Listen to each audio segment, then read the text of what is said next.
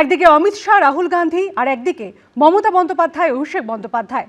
বরাবরের মতো ভোটের প্রচারে শিল্প আর কর্মসংস্থানকে হাতিয়ার করল বিরোধীরা। পাল্টা জবাব এসেছে শাসক শিবির থেকেও।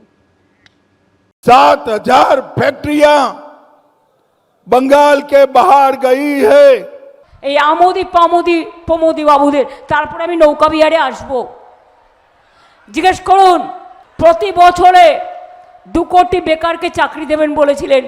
और जो काम नरेंद्र मोदी हिंदुस्तान में कर रहा है वही काम टीएमसी और ममता जी आपके बंगाल में कर दिया। इंडस्ट्री खत्म कर दी। দ্বিতীয় দফা নির্বাচনের আগে হাই ভোল্টেজ প্রচার। রাজ্যে অমিত শাহ থেকে শুরু করে লোকসভার বিরোধী দলনেতা রাহুল গান্ধী, একই সঙ্গে ঝোড়ো প্রচার চালাচ্ছেন মমতা বন্দ্যোপাধ্যায়, অভিষেক বন্দ্যোপাধ্যায়রা। আর সেখানেই শনিবার বারবার উঠে এলো শিল্প থেকে কর্মসংস্থানের প্রসঙ্গ। এই নিয়ে রাজ্যের তৃণমূল সরকারকে নিশানা করলেন অমিত শাহ। ये ममता दीदी ने पूरे बंगाल को बेरोजगारी में बदलने का काम किया। 7,000 फैक्ट्रियां बंगाल के बाहर गई है। हम 2 ही साल में सभी कारखानों को वापस लाकर बंगाल के युवा को नौकरी देने का काम करेंगे।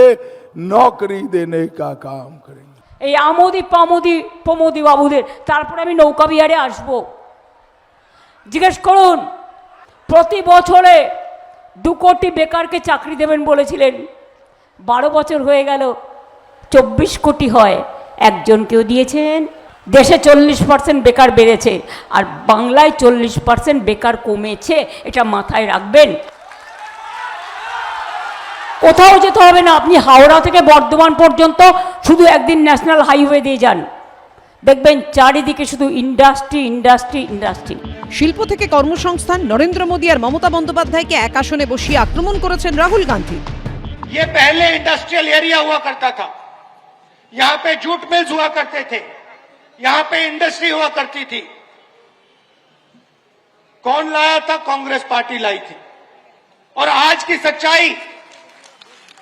सच्चाई चाहे ममता जी हो, चाहे नरेंद्र मोदी जी हो, सिर्फ सत्ता चाहते हैं, जनता के लिए काम नहीं करते हैं। काम नरेंद्र मोदी हिंदुस्तान में कर रहा है वही काम टीएमसी और ममता जी आपके बंगाल में कर दी। इंडस्ट्री खत्म कर दी, बेरोजगारी फैला दी। রাজ্যে দীর্ঘদিন ধরে বন্ধ হিন্দমোটর কারখানা, ন্যানো কারখানা তৈরি শুরু করেও পাত্তারি গুটিয়েছে টাটারা। এই পরিস্থিতিতে ভোটের আগে শিল্প নিয়ে তরজায় জড়িয়েছে শাসক ও বিরোধী শিবির। তৃণমূল নেত্রী যখন তাঁর আমলে কারখানা বিনিয়োগের কথা বলছেন, রাহুল গান্ধীর গলায় তখন শোনা গেছে শিল্পকে ধ্বংস করার অভিযোগ।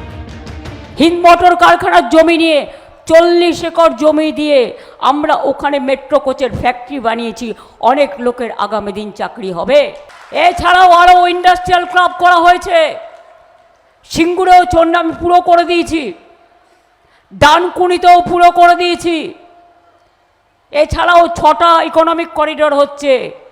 বাংলায় গর্ব হবে শুনলে, লক্ষ লক্ষ কোটি টাকার বিনিয়োগ আসছে। यहाँ पे पहले एम्बेसडर कार बनती थी, हिंदुस्तान मोटर्स की फैक्ट्रियां थी। यहाँ पे इंडस्ट्री का सेंटर था, सिर्फ कलकत्ता नहीं, बंगाल। और उस सारे के सारे को पहले लेफ्ट फ्रंट ने और उसके बाद ममता जी ने खत्म कर दिया। কৃষি আমাদের ভিত্তি, শিল্প আমাদের ভবিষ্যৎ, এই স্লোগান তুলে একসময় শিল্পের জন্য ঝাঁপিয়েছিল বাম সরকার। কিন্তু তারপর বিভিন্ন নদী দিয়ে বয়ে গেছে অনেক জল। জমি আন্দোলনের ইতিহাসে মাইল ফলক হয়ে রয়ে গেছে সিঙ্গুর নন্দীগ্রাম। শিল্পের সেই সুদিন কি ফিরবে পশ্চিমবঙ্গে? বিধানসভা ভোটের মধ্যে ফের বড় হয়ে উঠেছে এই প্রশ্ন। কমল কৃষ্ণ দে, সৌরভ বন্দ্যোপাধ্যায় ও সৌমিত্র রায়ের রিপোর্ট, এবিপি আনন্দ।